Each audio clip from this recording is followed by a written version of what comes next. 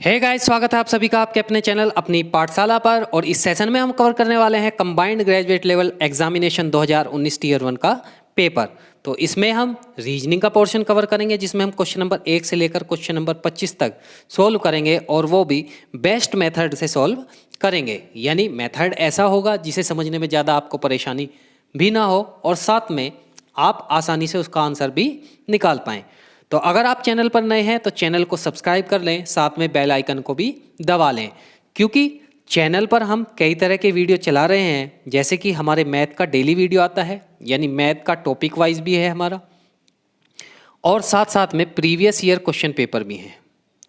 Previous year question paper भी हैं। Reasoning के हम प्रीवियस ईयर क्वेश्चन पेपर भी करते हैं, और साथ में रीजनिंग का टॉपिक वाइज भी हम कवर करते हैं। स्टैटिक जीके का आपको पूरा मिलेगा। यहाँ पर स्टेट वाइज चल रहा है हमारा, जिसमें हम 10 स्टेट कवर कर चुके हैं। तो बिना किसी देरी के चैनल को सब्सक्राइब कर लें, और अगर वीडियो अच्छी लगे आपको तो वीडियो को लाइक करें और शेयर करें। तो चलिए बिना किसी देरी के शुरू करते हैं। तो सबसे पहले मैं आपको बता दूं कि आज का जो पेपर होने वाला है ये 4 मार्च 2020 का पेपर है, और इसकी जो शिफ्ट है वो 1 से 2 बजे वाली शिफ्ट है। क्लियर है? तो सबसे पहला क्वेश्चन देख लेते हैं। सबसे पहले क्वेश्चन में मुझसे पूछ रहा है कि इसको अगर मैं क्या कर दूं, लेफ्ट हैंड साइड को फोल्ड कर दूं, यानी उल्टे हाथ की तरफ फोल्ड करूं, तो मेरी कौन सी आकृति बनेगी। तो एक बार मैं आपको दिखा देता हूं कि अगर ये फोल्ड करेगा तो ये लाइन ऐसे आएगी, और साथ में ये लाइन ऐसे आएगी, और साथ में ये लाइन ऐसे आएगी। अब इसको आप क्या कर लें, भूल जाएं।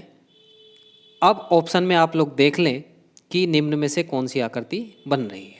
निम्न में से कौन सी आकृति बन रही है। भाई फर्स्ट हो नहीं सकता, क्योंकि फर्स्ट में बीच वाली लाइन गायब है। दूसरे में हमारा क्या बन रहा है, पूरा बन रहा है, क्योंकि ये भी बन रहा है, बीच वाली लाइन भी है, ये वाली लाइन भी है, और ये वाली भी लाइन है। तो बी मेरा सही आंसर हो जाता है, यानी बी मेरा ऑप्शन हो जाएगा। नेक्स्ट क्वेश्चन देख लेते हैं। क्वेश्चन नंबर सेकंड में मुझे बताना है कि जैसे हल्दी मसाले हैं, वैसे निम्न में से कौन सा है। अब अंजीर कोई काजू तो होता नहीं, ना खुबानी नाशपाती होती, और ना ही जायफल क्या होता, सूखी मिर्ची के टुकड़े होते। क्लियर है? तो मेरा आंसर क्या हो जाता है, खजूर क्या होंगे, मेवा। यानी खजूर क्या हुआ, एक ड्राई फ्रूट हुआ। जैसे हल्दी मसाले में आता है, वैसे ही खजूर किस में आता है, मेवा में आता है, यानी ड्राई फ्रूट्स में आता है। क्वेश्चन नंबर 3 देख लेते हैं आज का। क्वेश्चन नंबर 3 में मुझे बताना है कि ये जो आकृति है वो ऑप्शन में से किस आकृति में छुपी हुई है। तो ये अगर मुझे देखना है तो इसे देखने के लिए जो है मैं ये आकृति को क्या करूँगा, सबसे पहले देखूँगा, क्योंकि ये वाली जो आकृति है, ये जो लाइन है, ये आपको सब में ज़्यादातर मिल जाएगी। तो इसमें अगर मैं बात करूँ तो यहाँ तो बन रहा है, नीचे नहीं बन रहा, तो ए ऑप्शन जो है मेरा गलत हुआ। सी ऑप्शन में देख लेता हूँ। सी ऑप्शन में नीचे बना हुआ है, ऊपर नहीं बना हुआ, तो ये गलत हुआ। डी ऑप्शन की बात करें तो डी ऑप्शन में ऊपर बना हुआ है, नीचे नहीं बना हुआ, तो ये भी क्या हुआ, गलत हुआ। यानी 3 ऑप्शन हमने एलिमिनेट कर दिए। तो सेकंड में हमारा आंसर हो जाएगा। मैं दिखा देता हूँ आपको, ये जो है आपका आकृति बनी हुई है, ये आकृति। क्लियर है? नेक्स्ट क्वेश्चन की तरफ बढ़ते हैं। Question number 4। तो क्वेश्चन नंबर 4 में मुझे बताना है कि जो प्रश्न चिन्ह है उसके स्थान पर कौन सा आएगा। तो सबसे अच्छा होता है इसका नंबरिंग की बात करें तो ए का 1 होता है, सी का 3 होता है, और इसमें गैप है, इसका 7 हुआ, और इसका कितना हुआ, 9 हुआ। तो 1 और 2 3, 3 और 2 5, 5 2 7, 7 2 9। यानी यहाँ जो नंबरिंग आएगी या 5 वाली नंबरिंग आएगी। 5 पर ई होता है, यानी ऑप्शन वो सही होगा जिसमें ई फर्स्ट पे आता है। तो ई फर्स्ट में केवल ए ऑप्शन पे सही है, तो ए ऑप्शन इसका सही हो जाता है। यानी बाकी के 2 निकालने की मुझे आवश्यकता नहीं है, क्योंकि फिर भी कोई फ़ायदा नहीं है। तो इसका ए ऑप्शन सही आ जाता है, यानी फर्स्ट आंसर इसका सही हो जाएगा। नेक्स्ट क्वेश्चन की तरफ बढ़ते हैं। क्वेश्चन नंबर 5 आज का। क्वेश्चन नंबर 5 में कह रहा है कि सभी कारें ट्रक हैं और कुछ बसें ट्रक हैं। यानी ये कथन दिए हुए हैं, इनके आधार पर मुझे निष्कर्ष निकालना है। तो इससे पहले मैं आपको कई बार बता चुका हूँ, एक बार फिर बताता हूँ कि जहाँ भी अगर सभी की बात आएगी, या इंग्लिश में अगर मैं बात करूँ ऑल, तो ऑल में एक दूसरे के अंदर गोला होगा, यानी एक वेन डायग्राम के अंदर दूसरा वेन डायग्राम होगा। अगर मैं बात करूँ कुछ की, या इंग्लिश में बात करूँ सम की, तो सम में एक वेन डायग्राम दूसरे वेन डायग्राम को छोटा सा काटता है। तीसरी अगर मैं बात करूं कोई नहीं की, तो कोई नहीं में एक वेन डायग्राम दूसरे को कभी भी नहीं काटता, ना ही उसके अंदर आता है। तो इसके आधार पर हम क्वेश्चन करेंगे कि सभी कारें ट्रक हैं, इसका मतलब एक के अंदर दूसरा आएगा, कारें जो हैं ट्रकों के अंदर आए। दूसरा कह रहा है कि कुछ बसें ट्रक हैं, तो बस और ट्रक थोड़ा सा काटेंगे। अब देखिए, हो सकता है कुछ बच्चे यहाँ से काटने की कोशिश करें, परंतु जितना भी कम से कम हो, जितना वो हमसे कहे उतना ही हमें आंसर देना है। पहला क्वेश्चन कह रहा है कि सभी कारें बस हैं, सभी कारें बस हैं, यानी कारें बसों के अंदर आनी चाहिए। बस यहाँ है, कारें बसों के अंदर नहीं आ रही, तो पहला क्या हुआ, गलत। दूसरा, कुछ बस ट्रक हैं, कुछ बस ट्रक हैं, तो ये जो कुछ वाला, कुछ में थोड़ा सा कॉमन होता है, तो ये पोर्शन कॉमन है, यानी सेकंड मेरा क्या हो जाता है, सही हो जाता है। तीसरा है कि सभी ट्रक बसें हैं, तो चेक करिए कि ट्रक जो है बसों के अंदर आ रहे हैं या नहीं। ट्रक यहाँ है, बस यहाँ है, तो कॉमन, बस थोड़ा सा कॉमन है, एक के अंदर दूसरा नहीं आ रहा है, क्योंकि सभी वाले के लिए एक के अंदर दूसरा आना जरूरी है, तो ये भी गलत हो गया। इसका मतलब क्या हुआ, सेकंड मेरा केवल सही है, सेकंड सही है। तो देख लेते हैं इसके अकॉर्डिंग। फोर्थ मेरा आंसर आ जाएगा कि केवल निष्कर्ष सेकंड अनुसरण करता है, only conclusion second is follow. Next question देख लेते हैं। नेक्स्ट क्वेश्चन जो है वो बताना है कि ये जैसे सीरीज बन रही है, ऐसे सीरीज में नेक्स्ट क्वेश्चन मार्क के स्थान पर कौन सा आएगा। इसके बीच का अंतर 4 है, इसके बीच का अंतर 4 है, इसके बीच का अंतर 6 है, तो इसके बीच का अंतर भी 6 होगा, क्योंकि 4 4 6 6 की सीरीज बनेगी। तो 15 और 6 कितना हो जाएगा, 21 मेरा सही आंसर हो जाएगा। तो ऑप्शन में देख लेते हैं कि 21 है क्या, तो 21 बी मेरा सही आंसर हो जाता है, यानी बी मेरा सही आंसर हो जाएगा।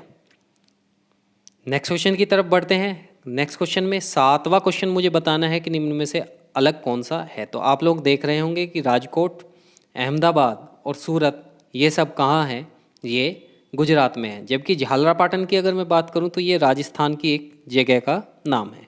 तो बाकी 3 जो है ऑप्शन में जो है वो गुजरात से बिलोंग करते हैं, जबकि झालरापाटन जो है राजस्थान से बिलोंग करता है। तो इसका आंसर सी हो जाता है, यानी झालरापाटन। नेक्स्ट क्वेश्चन की तरफ बढ़ते हैं, क्वेश्चन नंबर 8। तो क्वेश्चन नंबर 8 में मुझे बताना है कि जो प्रश्न चिन्ह है उसके स्थान पर कौन सा आएगा। प्रश्न चिन्ह के स्थान पर मुझे बताना है कि कौन सा आएगा। तो मैंने आपको यहाँ जूम कर दिया है आपके लिए। तो यहाँ पर देखिए अंतर कितना है, यहाँ पर अंतर है 7 का, और 7 की जब मैं 2 में गुना करूँ तो 7 दूनी कितना हुआ, 14। इसका मैंने अंतर करा तो इसका अंतर कितना मिला मेरा, 34, और 34 का जब मैं दुगुना करूँगा तो कितना बैठ जाएगा, 68। यानी पहले 2 का अंतर करके उसमें गुना कर रखी है। क्लियर है। तो अब 19 और 33 का अंतर जो है हम कर लेंगे, कितना बचा, ये बचा आपका 14। 14 का दुगना करा तो मैंने कितना आया यहाँ पर 28 मेरा सही आंसर आ जाना चाहिए। तो एक बार मैं चेक कर लूँगा कि 28 जो है ऑप्शन में है या नहीं है। तो 28 ऑप्शन में जैसा कि है तो 28 मेरा सही आंसर हो जाता है, यानी बी मेरा सही आंसर हो जाएगा। नेक्स्ट क्वेश्चन की तरफ बढ़ते हैं। क्वेश्चन नंबर आज का 9। क्वेश्चन नंबर 9 है कि जो ए समूह वाले हैं ये जो है इंग्लिश बोल सकते हैं, और बी समूह वाले यानी ये हिंदी बोल सकते हैं, और सी समूह जो है जो मराठी बोल सकते हैं। तो अब मुझे ऐसे व्यक्ति देखने हैं कि जो केवल 2 भाषाएं ही बोल सकते हैं। तो देखिए अब यहाँ पर ये जो 2 हैं ये भी 2 भाषा बोल सकते हैं, ये जो 11 हैं ये भी केवल 2 बोल सकते हैं, और ये जो 5 हैं ये भी केवल 2 बोल सकते हैं। बाकी अगर मैं 3 की बात करूँ तो 3 जो है इंग्लिश, हिंदी और मराठी तीनों बोल सकते हैं। तो यहाँ 11 और 5 16 और 2 18 मेरा सही आंसर आ जाएगा, यानी 18 लोग ऐसे हैं जो कम से कम 2 भाषाएं बोल सकते हैं। तो 18 मेरा सही आंसर हो जाता है। ऑप्शन बी में 18 दिया हुआ है, यानी बी मेरा ऑप्शन सही हो जाता है। नेक्स्ट क्वेश्चन की तरफ बढ़ते हैं। क्वेश्चन नंबर आज का 10। क्वेश्चन नंबर 10 में मुझे बताना है कि जो प्रश्न चिन्ह है उसके स्थान पर कौन सा आएगा। तो देखिए जैसा कि आप लोग जानते होंगे कि 4 जो है 2 का स्क्वायर है, ये 5 का स्क्वायर है, ये 11 का स्क्वायर है, और मुझे ये बताना है। तो देखिए ये क्या है, एक प्राइम नंबर है, अभाज्य संख्या। 3 छोड़ दिया, फिर अभाज्य संख्या, फिर यहाँ 7 छोड़ दिया, फिर अभाज्य संख्या, फिर अगली संख्या 13 छोड़ देंगे, फिर अभाज्य संख्या यानी 17, 17 का स्क्वायर। एक एक अभाज्य संख्या छोड़कर उसका स्क्वायर दे रखा है, तो 17 का स्क्वायर 289 होता है। ये बात आप लोग जानते होंगे। तो सी ऑप्शन सही हो जाता है, यानी 289 मेरा सही आंसर हो जाएगा, 289। नेक्स्ट क्वेश्चन की तरफ बढ़ते हैं। नेक्स्ट क्वेश्चन में मुझे बताना है कि इनमें से अलग कौन सा है। तो आप लोग ध्यान से देखेंगे कि 11 से 143 कट रहा है, यानी 11 एकम 11 और 11 तिया 33, ये भी कट रहा है। ये 6 से कट रहा है, 6 दूनी 12 और 6 नम 54, ये भी कट रहा है। और 5 से ये भी कट रहा है, 5 तिया 15, 5 एकम 5। परंतु 8 से 138 नहीं कट रहा है, यानी ये अलग हुआ 8 138। क्लियर है। नेक्स्ट क्वेश्चन की तरफ बढ़ते हैं। Question number 12। क्वेश्चन नंबर 12 में मुझे बताना है कि जो संबंध इनके बीच में है वो ही 5 के अनुसार क्या आएगा। तो आप लोग एक बात ध्यान रखना कि 6 का जो क्यूब है वो 200 के आसपास आता है, यानी 216। अब 216 और 252 का अंतर निकाला मैंने, तो 36 का अंतर आएगा। इसका मतलब क्या है कि 6 की क्यूब कर रखी है और 6 का स्क्वायर कर रखा, फिर उसको ऐड कर रखा है। ऐसे ही हम यहाँ करेंगे, पहले 5 की क्यूब करेंगे और फिर 5 का स्क्वायर करेंगे और दोनों को ऐड करेंगे। ये 125 होता है, ये 25 होता है, तो 125 और 25 कितना हुआ, 150 मेरा सही आंसर हो जाता है। क्लियर है। नेक्स्ट क्वेश्चन देख लेते हैं। नेक्स्ट क्वेश्चन में मुझे बताना है कि इस आकृति में कितने त्रिभुज हैं। तो आप लोगों को कल मैंने बताया था कि अगर कोई आकृति ऐसे बनी हुई हो, ऐसे, तो उसमें 3 त्रिभुज होते हैं। तो उसी के अकॉर्डिंग अगर मैं इस आकृति की बात करूं, इस आकृति में मेरे कितने त्रिभुज हैं, यहाँ पर 3 त्रिभुज बन गए। एक सेम आकृति ये बनी हुई है, ये बनी हुई है, इस आकृति में भी मेरे 3 त्रिभुज हो जाते हैं। क्लियर है। 3 और 3 कितने हुए भाई, 6 हो गए। 6 में 7वां ये रहा छोटा सा, 8वां ये रहा, ये पूरा बड़ा, 8वां ये रहा यहाँ पर, ये 8वां हुआ। क्लियर है। 9वां ये रहा, 9 हो गए। क्लियर है। 10वां ये रहा पूरा बड़ा यहाँ, और एक इसके पार यानी 11वां, यानी 11 त्रिभुज मेरे कुल बन जाते हैं इसमें। तो 11 मेरा सही आंसर होगा, क्योंकि 11 के बाद कोई भी नहीं बनेगा। तो ऑप्शन 4 मेरा सही हो जाता है, 11 मेरा सही आंसर हो जाएगा। नेक्स्ट क्वेश्चन की तरफ बढ़ते हैं। Question number 14। क्वेश्चन नंबर 14 में मुझे बताना है कि जो ये पैटर्न है इसके आधार पर प्रश्न चिन्ह के जगह पर कौन सा आएगा। तो देखिए ये 11 लिखा हुआ है, तो ये बहुत ज़्यादा कॉम्प्लिकेटेड क्वेश्चन है, पर जो कॉन्सेप्ट को पकड़ लेगा उसके समझ में आ जाएगा। यानी 1 लिखा हुआ है, फिर 1 की क्यूब लिखी हुई है भाई, 1 और 1 की क्यूब 1 यानी 11। 28 की बात करूं तो पहले 2 लिखा हुआ है और फिर 2 की क्यूब लिखी हुई है। ऐसी 327 की बात करूं तो पहले 3 लिखा हुआ है और फिर 3 की क्यूब लिखी हुई है। ऐसी यहाँ पर पहले 4 लिखा जाएगा और फिर 4 की क्यूब, यानी 464 मेरा सही आंसर हो जाएगा। यानी अंक फिर उसकी क्यूब, 1 1 की क्यूब, 2 2 की क्यूब, 3 3 की क्यूब, 4 4 की क्यूब, 5 5 की क्यूब। क्लियर है। तो 464 मेरा सही आंसर आ जाता है, यानी फर्स्ट मेरा सही आंसर हो जाएगा। नेक्स्ट क्वेश्चन की तरफ बढ़ते हैं। नेक्स्ट क्वेश्चन में मुझे बताना है कि जो पासा है उसमें जो है एट द रेट के विपरीत कौन सा आएगा। तो खाली मुझे ये देखना है कि ये पलटा किस साइड को। अब देखिए ये जो चीज़ है यहाँ पर आ गई, तो इसका मतलब ये नीचे की तरफ पलटा है। कहाँ की तरफ पलटा है, नीचे की तरफ पलटा है, क्योंकि जो साइड वाली चीज़ है वो सेम है। नीचे की तरफ पलटा है तो इसका मतलब है कि इसके स्थान पर कौन सा आ जाएगा, इसके स्थान पर आ जाएगा हमारा एंड का साइन। क्लियर है। अब देखते हैं कि इसमें और इसमें कैसे पलटी। भाई साइड वाली चीज़ जो है आपस में क्या हुई, बदल गई। ये वाली चीज़ बदल गई और ये वाली चीज़ नीचे आ गई, यानी ये इधर की तरफ को पलटा है। क्लियर है। इधर की तरफ को पलटा है तो जो पीछे वाली जो चीज़ थी वो ऊपर आई, यानी जो ऊपर होगा वही एट द रेट के नीचे होगा, यानी एट द रेट के जो नीचे है वो क्या होगा, वो हैश होगा। तो खाली हमें ये देखना है कि ये किधर की तरफ को पलटा। इसमें इधर की तरफ, फर्स्ट वाले में इधर की तरफ को पलटा था और इस वाले में इधर की तरफ को पलटा है। यानी ये नीचे पहुंच जाएगा और जो पीछे होगा वो ऊपर आ जाएगा। यानी हैश जो है एट द रेट के पीछे होगा। तो इसका ऑप्शन कौन सा हो जाता है, बी इसका ऑप्शन सही हो जाता है।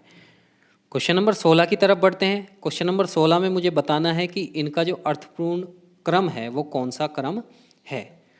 तो देखिए ये क्या है, ये लंबाई के क्या दिए हुए हैं, मात्रक यानी यूनिट्स दिए हुए हैं। तो सबसे छोटा यूनिट आप लोगों को पता होगा कि माइक्रोमीटर होता है, यानी फर्स्ट नंबर पर फर्स्ट आएगा। दूसरा जो है आप लोगों ने पढ़ा होगा मिलीमीटर यानी एमएम होता है, यानी फोर्थ आएगा। फिर तीसरा एमएम के बाद क्या होगा, एमएम के बाद आप लोग जानते होंगे सेंटीमीटर होता है, यानी 6 नंबर पर थर्ड आएगा।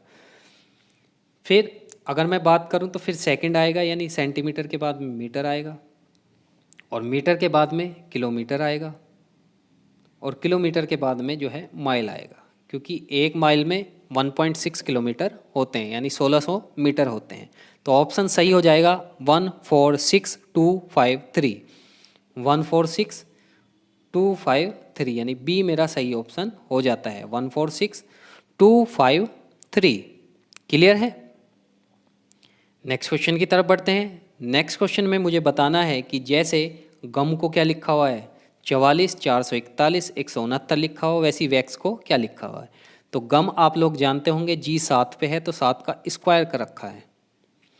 ऐसे ही हम बाकी संख्याओं का भी स्क्वायर कर देंगे। डब्ल्यू 23 पर होता है तो 23 का 529, एक ए जो है 1 पर होता है, 1 का स्क्वायर 1, और एक्स जो है किस पर होता है 24 पर, 24 का कितना होता है 576। मेरा ऑप्शन हो गया 5291 576, यानी ए ऑप्शन मेरा सही आंसर हो जाता है। तो ए ऑप्शन सही आंसर हो जाता है 5291 576। क्वेश्चन नंबर 18 की तरफ बढ़ते हैं कि जैसे अंगूर का फल से संबंध है वही काली मिर्ची का किससे संबंध है। जैसे अंगूर फल है वैसी काली मिर्ची है मसाला। तो बहुत ज़्यादा आसान क्वेश्चन था, तो इसका डी आंसर हो जाता है, यानी मसाले। नेक्स्ट क्वेश्चन की तरफ बढ़ते हैं। नेक्स्ट क्वेश्चन में जैसे पाइथन को क्या दे रखा है LMFRWN, तो एक बार लिख लेंगे इसका कितना 16, 25, 20, 8, 15 और 14, और इसको मैं लिखूं तो 12, 13, 6, 18, 23 और 14। तो आप लोग देख रहे होंगे कि जो 14 है उसका 12 हुआ, जो 16 है उसका 14 हुआ, जो 15 है उसका 13 हुआ, 25 का 23 हुआ, 8 का 6 हुआ और 20 का क्या हुआ 18। यानी क्रॉस में मुझे क्या दे रखा है, यानी फर्स्ट वाला लास्ट में जा रहा है और फिर ये वाला यहाँ, ये वाला यहाँ, ये वाला यहाँ, ये वाला यहाँ, ये वाला यहाँ और ये वाला यहाँ। इसका मतलब जब मैं RHYTHM को लिखूँगा तो M कितना हुआ, M हुआ भाई 13 पर, 13 में से 2 गया 11, यानी ऑप्शन वो सही होगा जिसमें फर्स्ट में K आएगा। बाकी H में से 2 कम F आ जाएगा, T में से 2 कम 20 में से 2 कम R 18, तो KFR वाला यानी थर्ड आंसर मेरा सही हो जाता है। तो क्वेश्चन नंबर 21 की तरफ बढ़ते हैं भाई। क्वेश्चन नंबर 21 में मुझे बताना है कि कौन सा मैं अंक बदलूं कि मेरा आंसर सही आ जाए। तो मैंने ये बदला तो ये कितना आया 36 भाग 2 प्लस 62 माइनस 13 और गुना कितना 2। तो इससे ये काटा कितना हुआ, ये बैठ जाता है 18 प्लस 62 और माइनस कितना 26। क्लियर है। तो 18 में से 26 गए तो माइनस के कितने बचे, माइनस के बचे मेरे 8। अगर मैं 62 में से घटाता हूँ तो मेरा आंसर आ जाता है 54, और 54 ही मुझे आंसर लाना है, यानी फर्स्ट का ही मेरा सही आंसर आ जाता है, यानी ए इसका सही आंसर होगा। नेक्स्ट क्वेश्चन की तरफ बढ़ते हैं। नेक्स्ट क्वेश्चन में मुझे बताना है कि इसकी दर्पण इमेज कौन सी बनेगी अगर मैं यहाँ पर रखूँ। तो सबसे पहले तो जो एरो का निशान है वो इधर की तरफ होगा। क्लियर है। दूसरा जो है ये जो है इधर की तरफ बनेगा। तो एक बार ऑप्शन में देख लेंगे कि यहाँ पर भी बन रहा है यहाँ पर भी बन रहा है। क्लियर है? यहाँ पर एरो का निशान भी ऐसे ही बन रहा है, ऐसे ही बन रहा है। अब मैं चेक कर लेता हूँ कि ये और ये, तो एक तो ऑप्शन नंबर थर्ड में और एक ऑप्शन नंबर सेकंड में मुझे क्या होना चाहिए, थोड़ा सा कन्फ्यूज़न होना चाहिए। तो बस आप लोग इसमें एक बार इसकी षष्ठभुज की यानी हेक्सागन की आकृति देख लीजिए। तो अब यहाँ पर देखिए, यहाँ पर हेक्सागन कैसा बना हुआ है, ऐसा ही बनेगा जैसा बना हुआ है। तो आप ये देख लीजिए कि षष्ठभुज इसमें कैसा है। अब जो थर्ड है उसमें तो ऐसा है और फोर्थ में ऐसा है, तो फोर्थ का क्या हो जाएगा, गलत हो जाएगा, क्योंकि जैसा वहाँ पर है वैसी ही हमारी क्या बनेगी, आकृति। इसका मतलब क्या है, थर्ड मेरा सही आंसर हो जाएगा, थर्ड मेरा सही आंसर हो जाएगा। नेक्स्ट क्वेश्चन की तरफ बढ़ते हैं। क्वेश्चन नंबर 23 है। क्वेश्चन नंबर 23 में मुझे बताना है कि इनमें से अलग कौन सा है। तो अलग तभी पता लगेगा जब इसकी मैं नंबरिंग कर लूँगा। तो नंबरिंग मैंने की, तो ये नंबरिंग है 15, 22 और 7, यहाँ 7, 13 और 6, और यहाँ पर 8, 6 और 5, और यहाँ पर 4, 22 और 18। तो देखिए 15 और 7 22, 7 6 13, 18 और 4 22, जबकि 8 5 कितना आना चाहिए, यहाँ 13 वाला आना चाहिए। क्लियर है? तो यहाँ पर थर्ड ऑप्शन मेरा सही आ जाता है, क्योंकि जो आसपास वाली संख्या है उनको जब जोड़ रहे हैं तो बीच वाली संख्या आ रही है। क्लियर है? क्वेश्चन नंबर 24 की तरफ बढ़ते हैं। क्वेश्चन नंबर 24 में मुझे बताना है कि कौन सा आंसर मेरा आएगा। तो यहाँ पर अंतर कितना है, 23 का क्या हुआ है, 17 हुआ है, यानी 6 का अंतर है। फिर जो है यहाँ कितने का अंतर है, यहाँ अंतर है भाई 8 का 5 हुआ है 3। फिर उससे पहले क्या इसका अंतर होना चाहिए, 4। उससे पहले किसका अंतर होना चाहिए, 5। यानी 6 के बाद में 5 का अंतर होना चाहिए, यानी 17 में से 5 गया, यानी 12 नंबर का मेरा आएगा। और 12 पर क्या होता है, एल मेरा सही आंसर हो जाएगा, एल मेरा सही आंसर हो जाएगा। नेक्स्ट क्वेश्चन में मुझे बताना है कि जो a प्लस बी का अर्थ है ए बी की बहन है, a माइनस बी का अर्थ है ए बी का पिता है, a गुना बी का अर्थ है बी ए का बेटा है, a भाग बी का अर्थ है जो है बी ए का पति है। तो मुझे बताना है कि इसके अकॉर्डिंग जो है d और h का क्या संबंध है। तो सबसे पहले e और f की बात करें तो इनके बीच में भाग का चिन्ह है, तो इसका मतलब क्या है कि जो f है वो e का क्या हुआ, पति हुआ। इसका मतलब f जो है पति हुआ किसका, e का। फिर f और h के बीच में जो संबंध दे रखा है, इसका मतलब है क्या है कि f जो है पिता हुआ किसका, h का। h j में प्लस दे रखा है, तो इसका मतलब क्या हुआ है, j बहन हुई किसकी, h की। अब g और j में जो दे रखा है गुणा दे रखा है, इसका मतलब क्या हुआ कि जो गुना है इसका मतलब है कि g जो है बेटा है किसका, j का। और G और D में जो है प्लस का साइन दे रखा है, इसका मतलब क्या है कि जो D है वो बहन है किसकी, वो बहन है G की। मैंने डायग्राम बना दिया है, अब मुझे आंसर बताना है। मुझे आंसर बताना है D का और H का। तो D देखे, इसकी बहन की माँ, यानी इसकी माँ की बहन हुई, तो यानी इसकी मौसी हुई, मौसी हुई। इसका मतलब क्या हुआ कि D या तो उसकी भतीजी लगी या क्या लगी, भांजी लगी। जो भी कहें, भतीजी या भांजी कह सकते हैं। क्लियर है? तो इसका मतलब क्या है कि या तो भतीजी आंसर में होगा या भांजी आंसर में होगा। ऑप्शन देख लेते हैं। तो ऑप्शन 4 में भांजी और भतीजी दोनों दे रखा है, तो इसका मतलब है कि 4 ऑप्शन सही हो जाता है। क्लियर है? तो यहीं पर हमारे 25 क्वेश्चन समाप्त होते हैं। वीडियो अगर आपको कैसी लगी मुझे कमेंट बॉक्स में ज़रूर कमेंट करके बताएं। वीडियो अगर अच्छी लगे तो उसे लाइक करें और अपने अपने ग्रुपों में शेयर कर दें। तो इसी प्रकार से मैं आपको क्वेश्चन सोल्व करके देता रहूँगा, और जब तक SSC CHSL का पेपर होगा तब तक हम SSC CGL 2020 के सारे पेपर कर चुके होंगे। तो बने रहिए इसी तरह चैनल पर। पूरी वीडियो देखने के लिए बहुत बहुत धन्यवाद, और मिलते हैं नेक्स्ट वीडियो में एक और प्रीवियस ईयर क्वेश्चन पेपर के साथ। तब तक के लिए बहुत बहुत धन्यवाद।